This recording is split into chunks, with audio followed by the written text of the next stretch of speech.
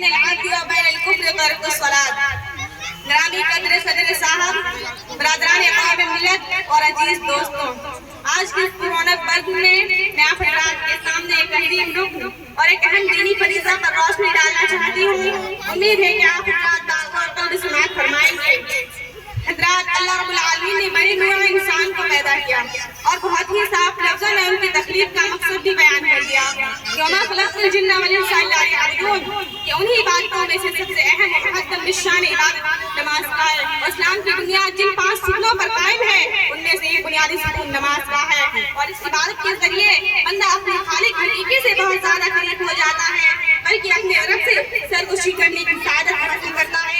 خشوع میں مستغرق ہوتے ہوئے اللہ رب العزت کے پیش میں ہونے کا احساس دل میں جاگ اٹھتا ہے، اور اسے تعبد اللہ کأنک تراہ فإن لم تکن تراہ یراک کا ارواحی موقع نصیب ہوتا ہے، اور رب الزلزال کے معاذ ورود مسعود ہوتا ہے، اور فرشتے ایسے انسان کی ایک حرکت کو قلم بند کرتے ہیں اور ان کے مضطرب دلوں کو سکون، خیر آنکھوں کو ٹھنڈک حاصل ہوتی ہے، اور ایک ہی صف میں پیر سے پیر، کندھے سے کندھا ملا کر کھڑے ہونے سے امیر غریب آقا غلام کا تفاوت مٹ جاتا ہے۔ یہ سچ ہے کہ ایک ہی صف میں کھڑے ہو گئے محمود ایاز، یہ ایک ہی صف میں کھڑے ہو گئے محمود ایاز، نہ کوئی بندہ رہا نہ کوئی بندہ نواز، نیز ہر طرح کے علائشوں سے دل پاک ہو جاتا ہے، اور ان الصلاۃ تنہی عن الفحشاء والمنکر کی تشریح صاف طور پر نمایاں ہو جاتی ہے، اور یہی وجہ ہے کہ نبی کریم صلی اللہ علیہ وسلم نے سب سے زیادہ اسی فریضہ کی ادائیگی کے بارے میں اہتمام کیا ہے۔ جب نماز بھی پڑھی ہوئی تھی، آپ اکثر حالتوں میں نماز میں مشغول رہتے تھے۔ اسلام کی ابتدائی ایام میں ہر طرف دشمن کا خوف ہوتا،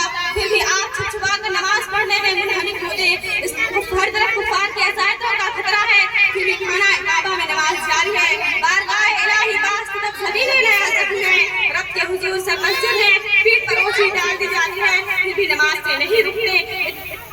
اور منزلات کا ذرا حال تو سن لیجئے کہ صحیح طور پر احساب کام نہیں کر رہے ہیں۔ خود سے مسجد تک چل کر بھی آنے کی طاقت جس میں موجود نہیں ہے۔ عباس حضرت علی رضی اللہ تعالیٰ عنہ کے کندھوں کا سہارا ہے، پیر زمین پر گھسیٹ رہے ہیں، پھر بھی نماز کا خیال ہے، نماز سے پیچھے نہیں رکتے۔ اتنا اہتمام کہ میدان کارزار میں ہے اور سامنے دشمن خون کے پیاسے ہیں، اور عرش والے کی طرف سے حکم آتا ہے وَإِذَا كُنْتَ فَأَقِمْتَ لَهُمُ الصَّلَاةَ، کہ نبی میدانی جنگ میں بھی نماز معاف نہیں ہے، اٹھیں اور جماعت قائم کیجئے۔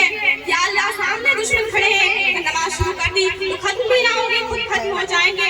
آخر اس حالت میں جماعت کیسے قائم ہو سکتی ہے؟ اور حکم الحاکمین کی جانب سے تدبیر بتائی جاتی ہے کہ ایک جماعت دشمن کے مقابلے ڈٹی ہے اور ایک جماعت نماز قائم کرے اور نماز ختم کر کے محاج پر چلے جائے اور ان کو نماز کے لیے بھیج دے، کیونکہ ایسی صورت میں بھی نماز معاف نہیں ہے۔ اور کیا ہی خود ترجمانی کی ہے علماء اقبال نے کہ آ گیا آج لڑائی میں اگر وقتی نماز، کہ آ گیا آج لڑائی میں اگر وقتی نماز، قبلہ روح کے زمین دوسری قوم حجاز۔